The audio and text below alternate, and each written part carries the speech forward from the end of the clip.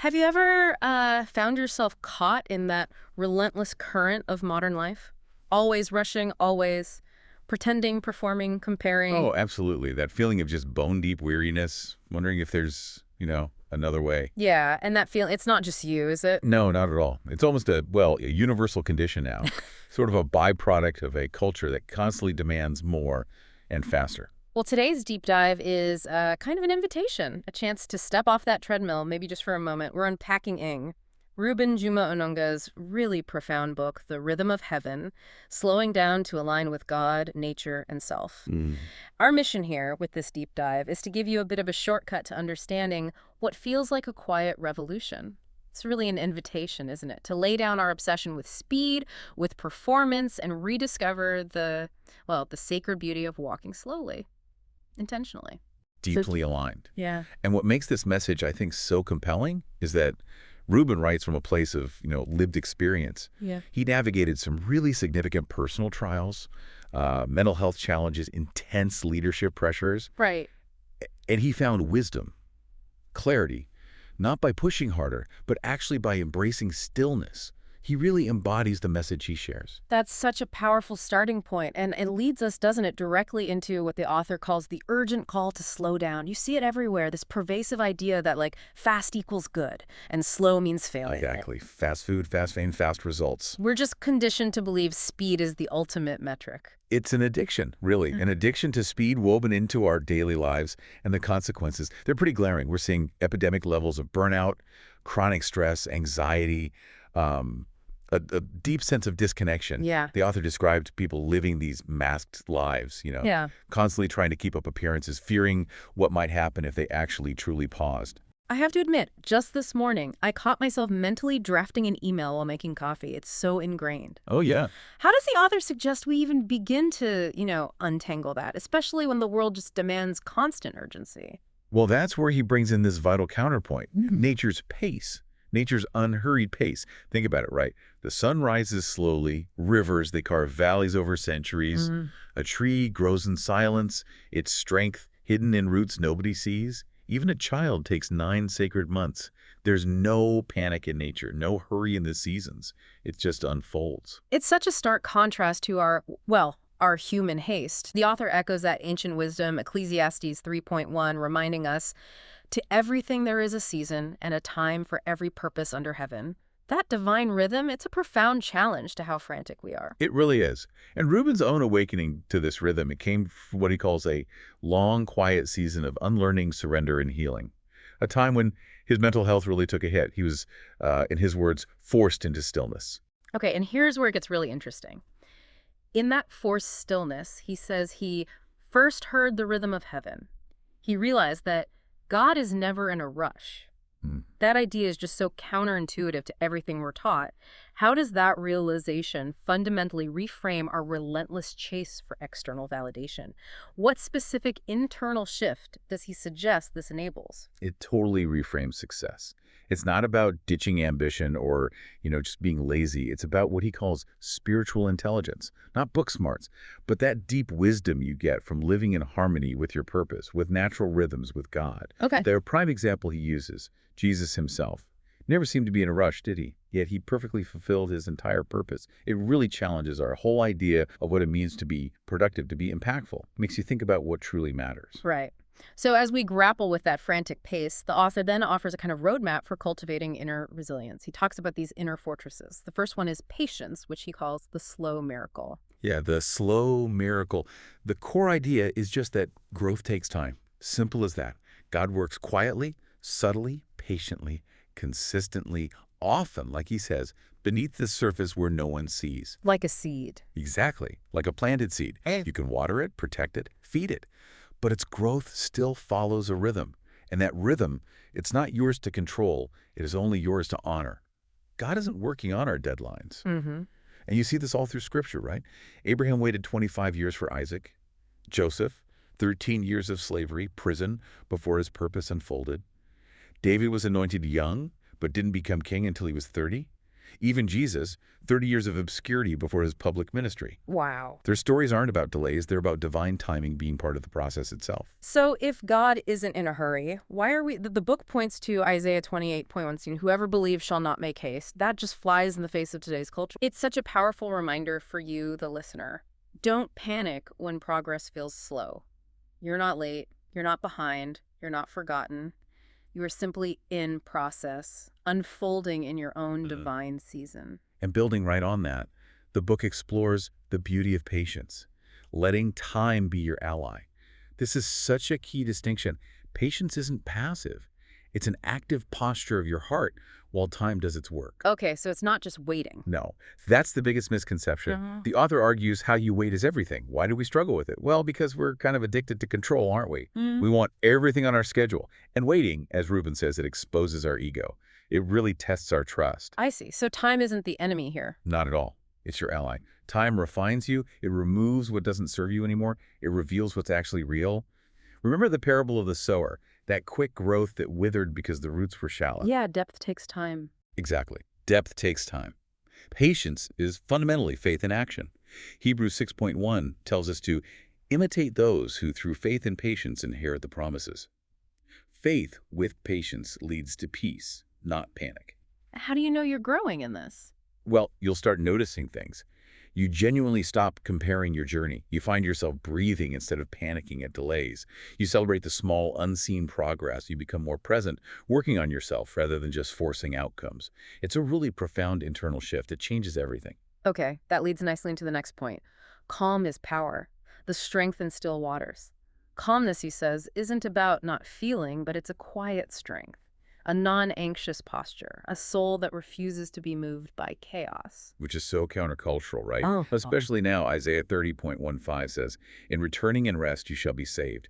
In quietness and trust shall be your strength." Strength is found in quietness, not noise. That's a powerful truth. It is. Look at Jesus again, sleeping soundly in a storm-tossed boat, then just speaks, "Peace, be still." His internal calm literally shaped the external events around him. And calmness, it's not some personality trait you're just born with. It's a spiritual discipline. You cultivate it. The world constantly tries to rattle you, right? Endless stimulation, manufactured urgency. Calmness teaches you to pause, breathe, wait, listen, discern before you react. And that pause creates clarity. Absolutely. Like still water becomes clear, a calm mind just thinks better, speaks with more wisdom, isn't easily manipulated. Proverbs 17:27 talks about this. A man of knowledge uses words with restraint, and a man of understanding is even-tempered. So how do we cultivate that practically? Well, the book suggests things like intentionally rooting yourself in grounding principles, like God's Word, practicing moments of silence, observing thoughts and feelings without just reacting immediately, intentional breathing, detaching from that false sense of urgency the world throws at you, and trusting the bigger picture. Okay, so these inner fortresses, patience, calm, they set the stage for what Reuben calls revolutionary acts: rest, peace, and silence. Let's start with the gift of peace, a fortress in a frantic world. Yeah, peace. One of God's most precious gifts, he argues, but one we often neglect.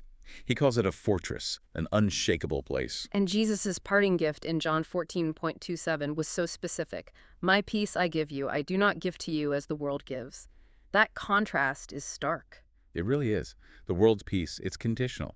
Depends on circumstances being right. Christ's peace, though, is deeper. It's a divine assurance that actually transcends the chaos outside. And the author warns we often trade this peace away without realizing it. We do. We pay a high price, trading it for popularity maybe, or external validation, or just trying to meet impossible deadlines. And the result, restless souls, rushed decisions, chronic anxiety. Proverbs 4:23 is so wise. Above all else, guard your heart. Peace is that vital wall. And it's more than just a feeling. Much more. It's a person, Jesus, the Prince of Peace. It's received through relationship. Philippians 4:7 talks about the peace of God guarding our hearts and minds. And the call for you, the listener, is to become a sanctuary of peace yourself. Someone who can actually calm rooms, soothe hearts. That's a beautiful image. Which leads us to rest as revolution, breaking the speed addiction. In a world addicted to motion, choosing to pause is... well, he calls it a radical act, a holy one. It is radical today. Yeah. Genesis 2, right? God rested on the seventh day and made it holy. If the Creator rested, who are we to think we could just keep pushing without any pause? But our culture fights against that, doesn't it? Glorified busyness, exhaustion as a badge of honor. Oh, absolutely. And guilt around rest. Social media doesn't help, constantly showing everyone else's relentless hustle. Yeah. It's a huge pressure. So rest becomes what? A declaration of trust. Exactly. When you rest, you're declaring, I trust God, He's the source, not just my own hustle. It points back to the Sabbath principle, that command for rest even during the plowing season and harvest, according to Exodus 34.21, even when it feels most impossible or counterproductive. Even Jesus needed rest. Right. He took naps. He withdrew from the crowds, spent hours in prayer. He honored his human limitations. So framing rest as resistance, that's powerful. It really is. It's saying, I don't need to keep proving myself. It's choosing, I choose health over hustle. And it's not always about sleep, right? Yeah. It's any activity that renews your soul. And the benefits. Clearer mind, wiser decisions, deeper relationships, restored creativity, stronger connection with God. Psalm 23 puts it beautifully.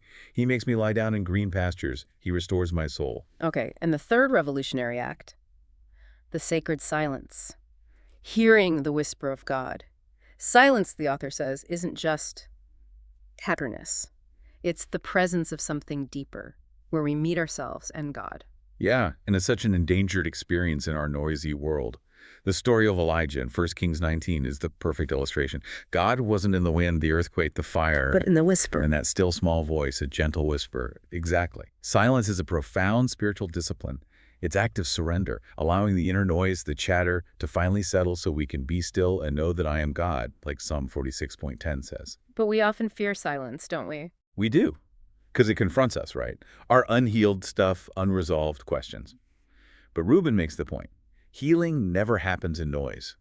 And again, Jesus modeled this, regularly withdrawing to solitary places to pray. Even the Son of God needed that quiet connection. And the power of a whisper. One whisper from God can change everything. But, as the book says, whispers require quiet. Silence is also a gift to others, isn't it?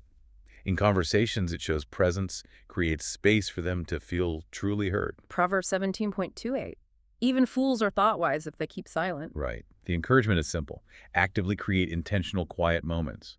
Practice listening more than speaking. Okay, so these internal shifts, patience, calm, peace, rest, silence, they lead to a whole different way of living. The author calls it the lifestyle of flow, focus, authenticity, and purpose. Let's start the flow of life, cooperating with God's timing. Yeah, this idea that life has an invisible current, a divine rhythm. Learning to cooperate with it brings peace, clarity, instead of constantly trying to force things. Which is what modern society teaches, Yeah. right? Push, control. Exactly. But nature never forces. Ecclesiastes 3.1 again. To everything there is a season. Jesus perfectly modeled this flow, didn't he? Often saying, my time has not yet come. Divine timing is key to divine results. So it's about being spirit-led. Precisely. Romans 8.14. Those who are led by the Spirit of God are the children of God. Gentle leading, not shoving. And the author stresses that what feels like a delay might actually be divine protection or preparation. You can feel the difference, can't you? Resistance versus flow. Oh, absolutely. Resistance feels like stress, frustration, closed doors. Flow feels like peace, clarity, opportunities opening up. It's about discerning the season you're in. Is it time for rest, healing, preparation, building? Think of Joseph, Moses, David, even Jesus' 30 quiet years. These weren't wasted years. Not at all. Integral seasons of preparation. You're not stuck, you're in flow, even if the path isn't clear yet. That idea of finding your own flow, your lane, brings us to minding your business, the wisdom of quiet living. In this age of, well, overexposure, constant sharing, there's real power in living, rooted, focused, peaceful, just minding your own business. 1 Thessalonians 4.11-12 gives that foundation. Make it your ambition to lead a quiet life. You should mind your own business and work with your hands. Because our lives have become performances, haven't they? They really have. Constant pressure to share, compare, impress. Privacy feels weird now, but a quiet, focused life. It yields deeper growth, clearer thinking, wiser speech, genuine celebration of others, contentment.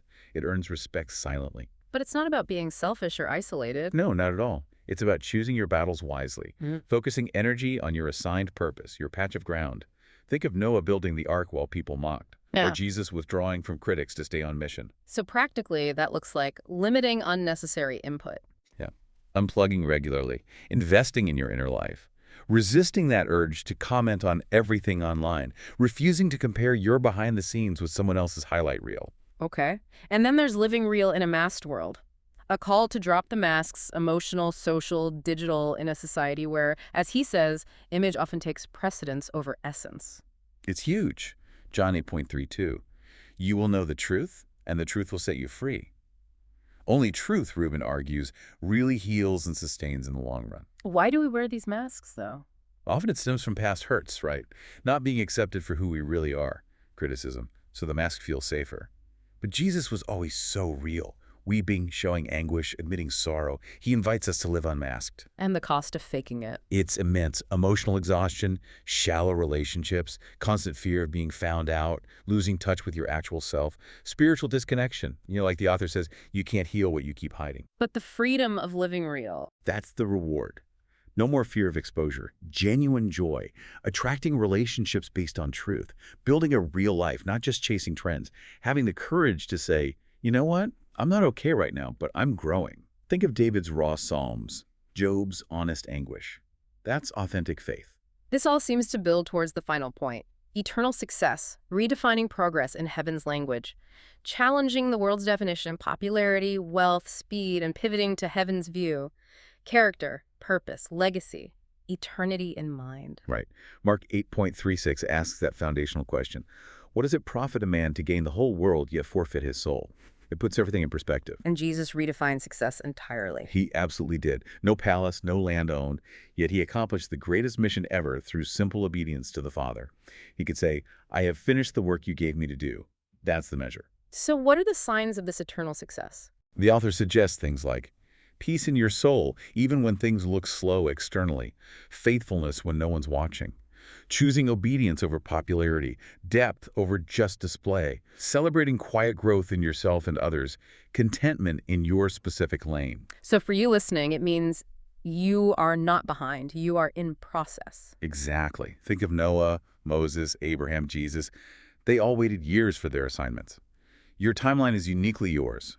The real focus isn't being well known here, but hearing that ultimate, well done, good and faithful servant. That's the true benchmark. That's the benchmark. So practically, seek alignment over just achievement.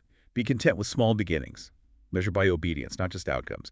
Let go of artificial timelines. Celebrate those unseen victories. Anchor your worth in who you are, not just what you do. That's the success that lasts. Okay, so as we wrap up this deep dive into the rhythm of heaven, let's bring it back to savoring the now.